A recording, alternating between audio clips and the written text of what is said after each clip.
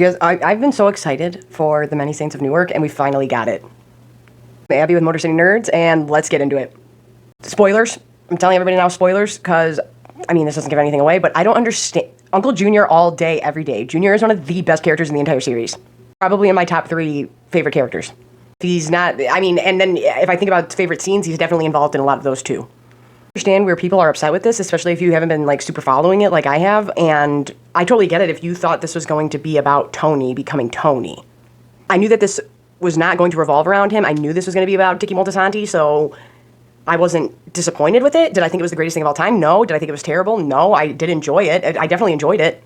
But I think this is on the marketing, because you hammered home so hard that James Gandolfini's son was going to play this iconic character that he played and defined TV forever, but yeah, I think a lot of people thought, because you guys emphasized that so much, that a lot of people thought this was just going to be about it was going to be a Tony Soprano prequel.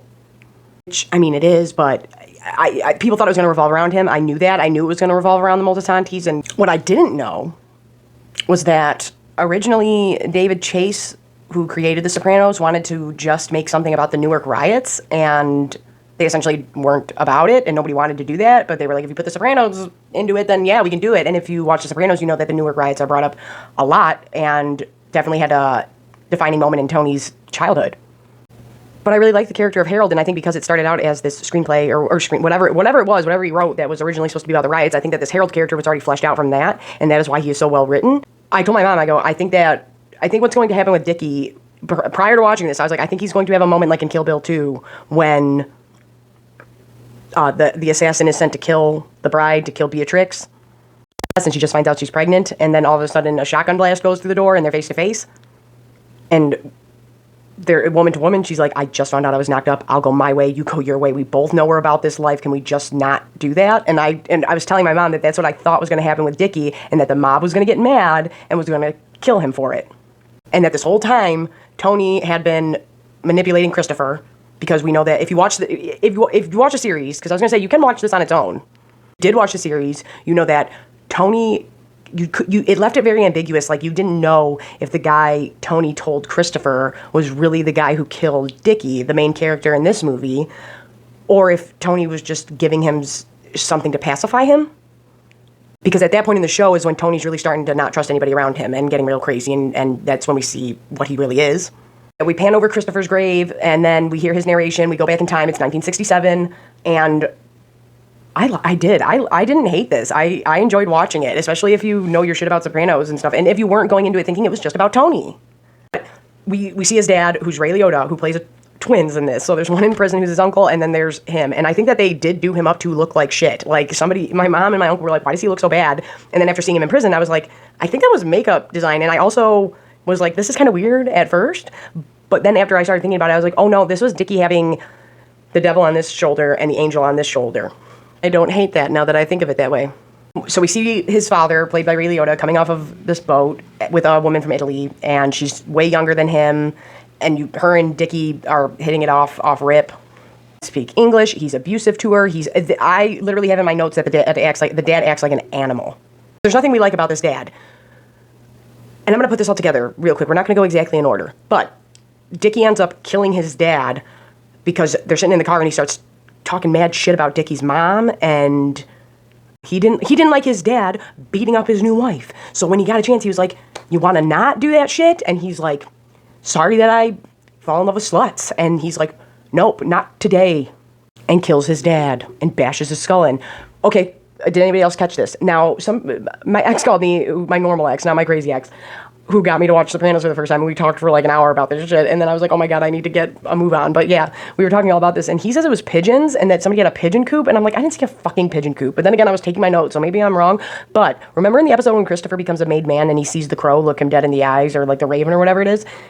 I thought it was I guess I could look it up now, but whatever, it's funner to ask you guys, what was it? But when Ray Liotta I keep calling him Ray Liotta, when Dickie and his father crashed through the garage and hit the wall, it cut to a bird getting out, and I thought it was a crow, and I was like, oh my god, Christopher sees a crow, so that's a Moltisanti thing. Christopher thinks it's an omen from something bad's gonna happen to him, and something bad does happen to him. A few bad things happen to him. Yeah, so if you caught the little bird Easter egg, I want to know, was it a pigeon coop with a pigeon in it, and I'm stupid, or was it a crow or a raven? Yeah, he ends up killing his dad, who's an asshole. But the whole the whole backdrop of it are the race riots that are a real thing that happened in 1967 in Newark. And I thought they did a very good job of going, this is how this person sees it when we meet Harold's character. This is how this person sees it through the mob and through these characters that we know. This is how a little kid growing up in Newark looking out his window sees it. And I thought that was just a very powerful and very easy way for the audience to get like, oh, not everybody goes through the same things. Sometimes people are treated differently and it's not okay. But yeah, anyway, we see it from 3 different perspectives. And I thought that was it was a very cool way to do it, and very good storytelling in my opinion. Just it was very easy to get that point across. This is how somebody in that community would view it. This is how this person would view it, and this is how this person would view it. And the entire movie, the riots have a huge factor in that. I liked that they used the real incident that happened that popped this off. Very telling when one character who's white can be waved through by the military and the police with a dead fucking body in their passenger seat and nobody asks questions, but God forbid a group of black people get together and protest something. And yeah, it got out of control a little bit, but did it start out that way? I don't know. Find out that not only does Harold essentially work for Dickie, but they've been friends for years. And I did like that they made Dickie's character a little, I say little being nice, less ignorant than most of the mob. There are a couple times like he tells Paulie, like, calm down, like you don't need to talk to him that way, like, and he's being a racist asshole. And that was one thing I did like about Dickie's character was we see the remorse, we see the pain in him that we didn't get in Tony Soprano. We see it in Tony, but in a different way, but we see a very conflicted man in this.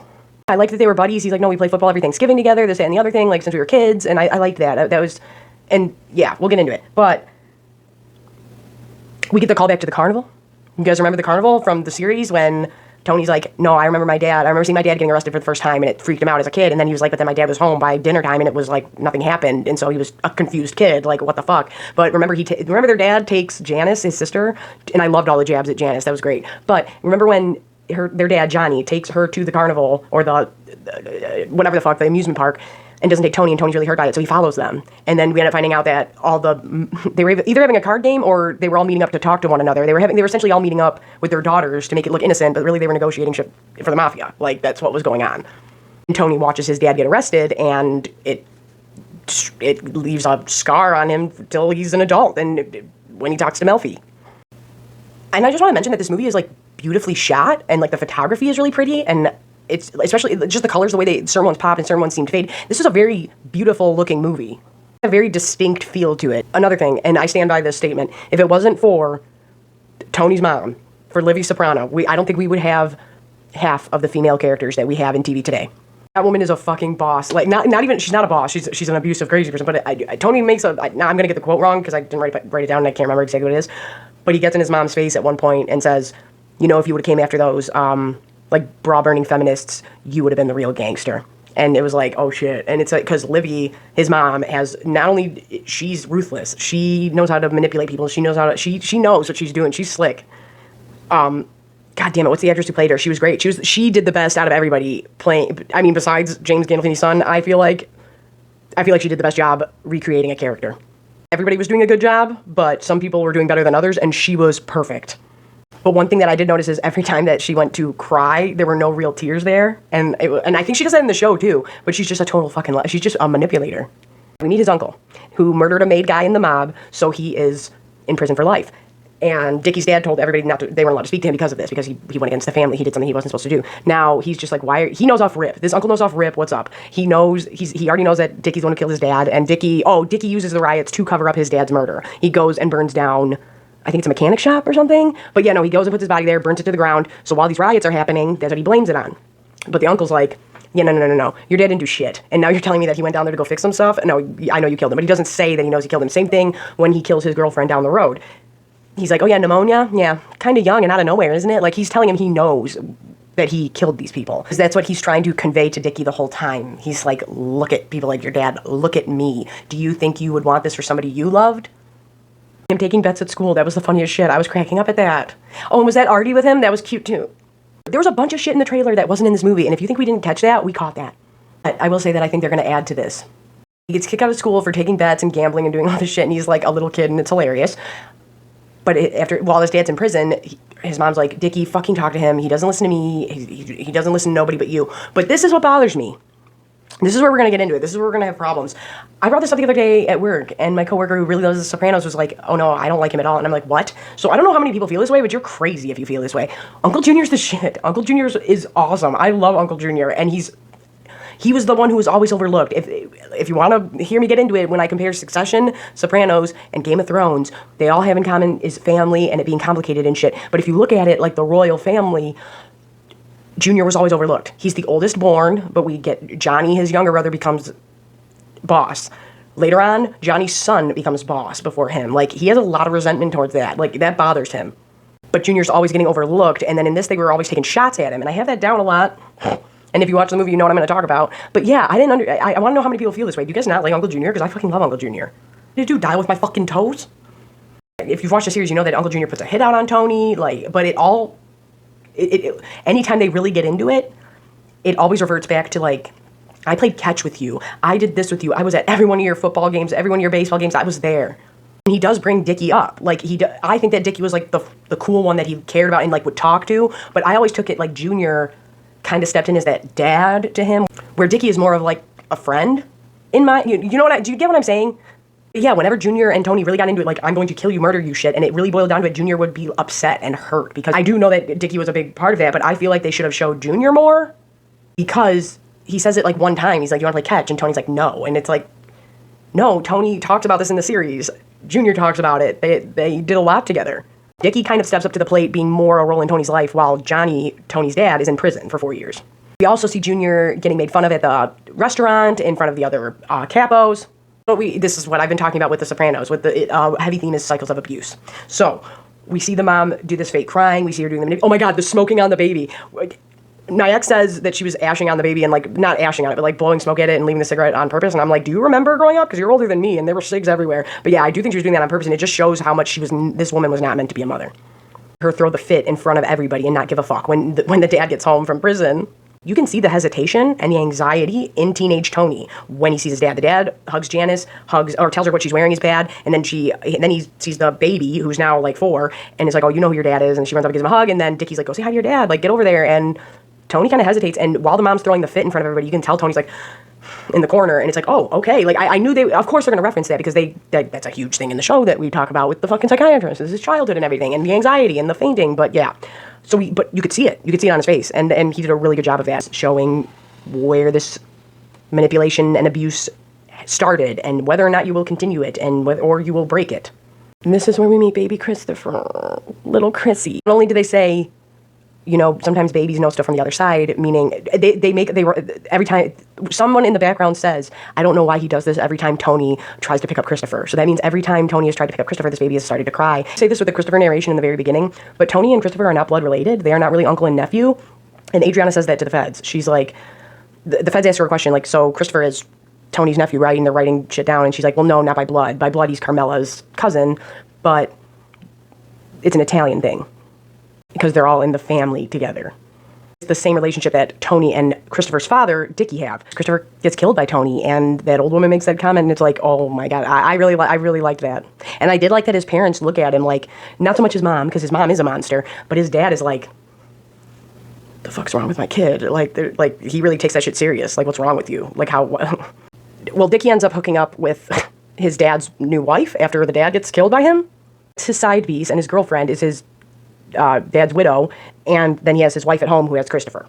We get callbacks to, remember when Janice, his sister, tells a story about shooting through their mom's beehive, and it's like a funny story, but then it turns into a fist fight between Tony and Bobby in the series, but she tells a story about their dad shooting through their mom's beehive, shooting a bullet through it, and then we find out that is not how it went down. It is not as funny. It's actually some very manipulative, emotional, psychological abuse going on in this relationship. I liked the callback to patio furniture, and I thought it was odd that the mom said that, because she says, she says something about Tony not being a part of the life, and she's like, he could just go sell patio furniture for my uncle or some shit, and his dad's like, I really liked that Johnny boy, Tony's dad, John Bernthal, he didn't understand. Like, I really liked that a lot, that he just was like, I'm so used to this lifestyle that I don't know what you mean. This is what we do. He says that a couple times in therapy in the series, and he says it when he's in his coma state and he almost dies. That's what his job, I'm pretty sure that's his job or something along those lines. I could be wrong though. he would be happier if he would have just done that and wasn't in the mob. Like I said, we get not all the callbacks, but we get most of them. We get Satriales, we get everything. But yeah, I thought there was just a couple very interesting wrinkles. And the mistress, the girlfriend, the side piece, ends up getting sick of.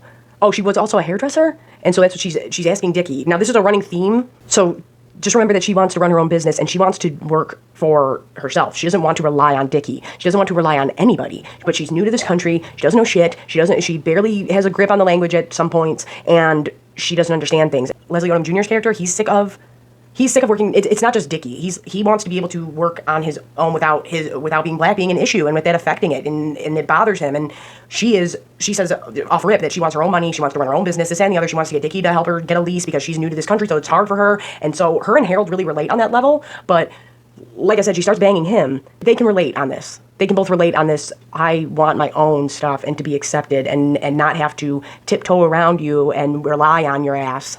With Harold, I mean, it's more obvious, you know what I mean? And then with her, it's just like, no, I want to control you so you can't leave me.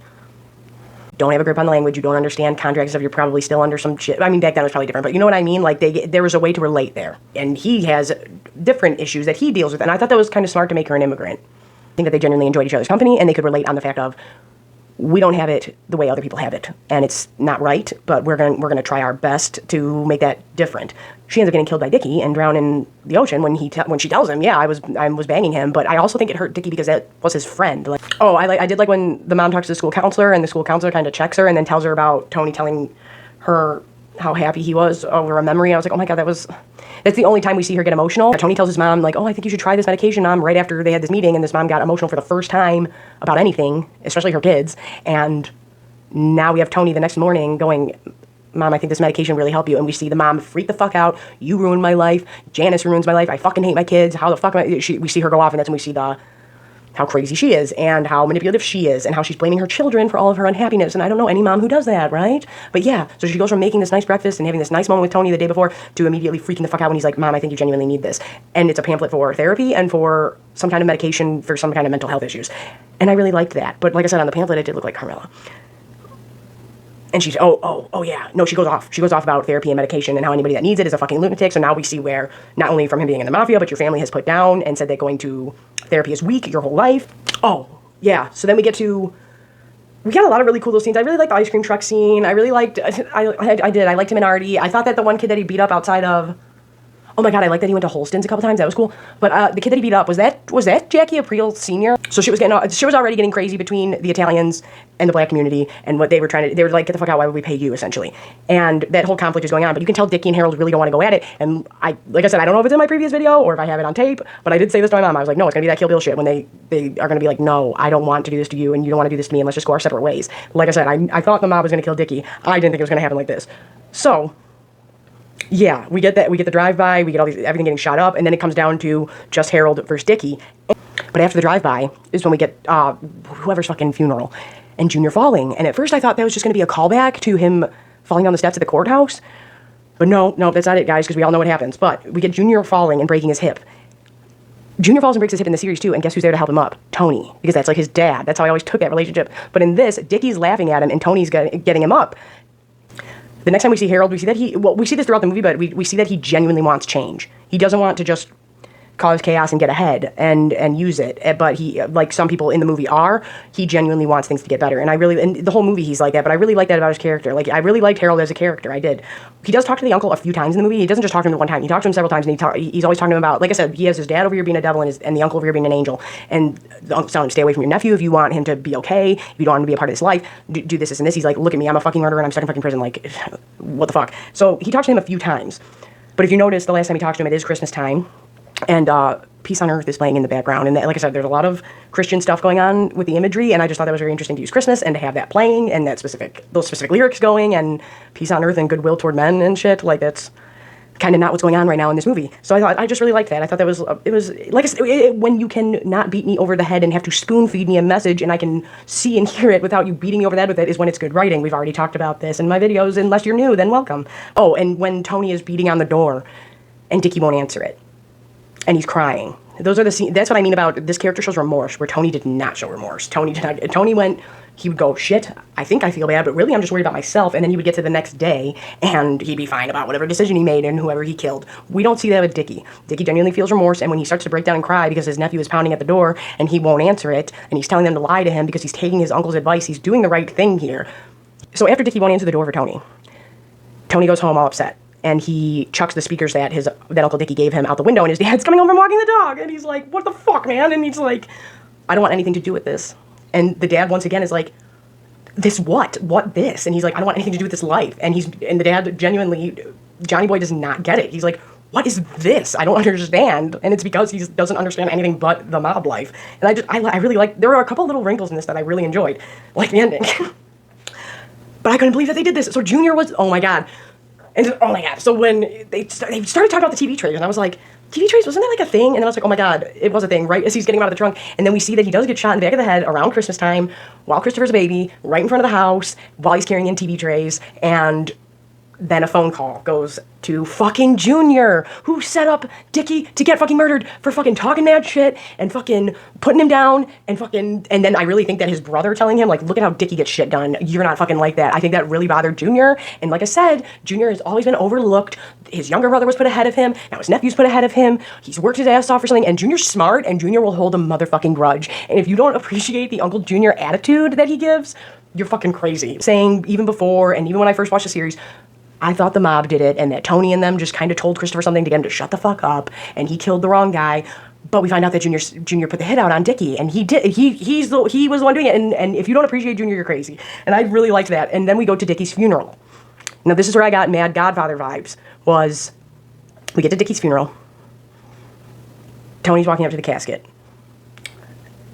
Earlier in the movie, they do a pinky swear, and it's really adorable and sweet. And so Tony's standing at the casket. First we see Junior up there, not giving a fuck, and just zoning out, just like, Because you know the scene where Michael's sitting off to the side? You know how Michael Corleone isn't in the mob? Really, he's a civilian. They keep saying that, he's a civilian. But then after the hospital, it's right, after the hospital shit, and he gets beat up by the cop. When the camera starts to pan over to Michael, and it passes up all the other siblings, it passes Sonny, it passes Fredo, it passes up Tom, it passes them all up, and we slowly pan in on Al Pacino, on Michael Corleone, saying, can't we do this? Don't we have the newspapers on the payroll? Wouldn't they like a story about a crooked cop that was into drugs, into this, into that? And he starts making plots and making plans about killing at the restaurant and how they need to hide a gun there, blah, blah, blah. That's just to show him calling the shots now and him choosing the mob life over the civilian life. Let's say that is the case, and Dickie wouldn't have died and Tony wouldn't have chose the mob life. Would Tony have gotten in your way down the road, Junior? Maybe not. I don't know. But I didn't mind this. I didn't hate it. I didn't love it. But I was like, okay, it's pretty. And I like what I'm seeing, but I do think they're going to do another one. I do think I think they should do a mini-series. That's what I think they should do. I think they should do a mini-series. I want to know what you guys think. I'm Abby with Motor City Nerds. Remember to like, share, and subscribe. It really helps me out a lot. We have Succession coming up. We gotta go see Venom 2 tonight. I don't know what time it is. It's like 6:30 in the morning or something. But yeah, I didn't hate this. I didn't love it. Let me know, but I do think we're gonna get more Sopranos stuff. I don't think anybody, I do. I think that we're gonna get, I think we're gonna get more. I think we're gonna get that next. But I just think some people were confused. I think the next thing will be like, okay, how did Tony become the Tony now that Dickie's not there? But I can totally see where people didn't like this.